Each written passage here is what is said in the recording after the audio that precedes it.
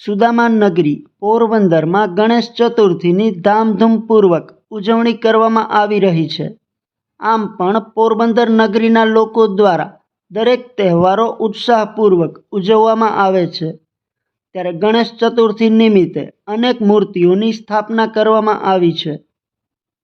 ત્યારે પોરબંદરના નવા જલારામ મંદિર ખાતે વિઘ્નહર્તા ગણેશજીની સ્થાપના કરવામાં આવી છે। ઢોલ નગારા અને શરણાઈના સૂર સાથે સ્થાનવિધિ કરવામાં આવી છે। ગણપતિ બાપા મોરિયાના નાદ ગુંજી ઉઠ્યા હતા। પોરબંદરમાં મીડિયાકર્મી અશ્વિન ઠકરાર અને ચેતન ઠકરારના ઘરેથી બાપાની મૂર્તિ જલારામ મંદિર સુધી લાવવામાં આવી હતી અને મંદિરે બાપાને બિરાજમાન કરવામાં આવ્યા હતા। ઉલ્લેખનીય છે કે ગુજરાતમાં રાસ ગરબા કોઈપણ શુભ પ્રસંગોમાં રમવામાં આવે છે। ત્યારે ગણેશ ચતુર્થી નિમિત્તે ગણેશ ભક્તોએ ગરબા રમી આનંદ માણ્યો હતો।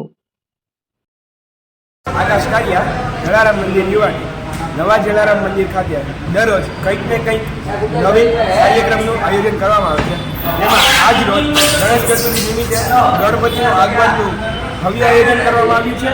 તેમાં આપણા જાણીતા પત્રકાર અશ્વિનભાઈ ઠકરાર અને ચેતનભાઈ ઠકરારના નિવાસ સ્થાનેથી ગણપતિ બાપાને જલારામ મંદિર ખાતે લઈ આવ્યા। મહિલા મંડળો ભક્તો દ્વારા ખૂબ સહકાર મળતા આજરોજ અમે ભવ્ય આયોજન કર્યું છે।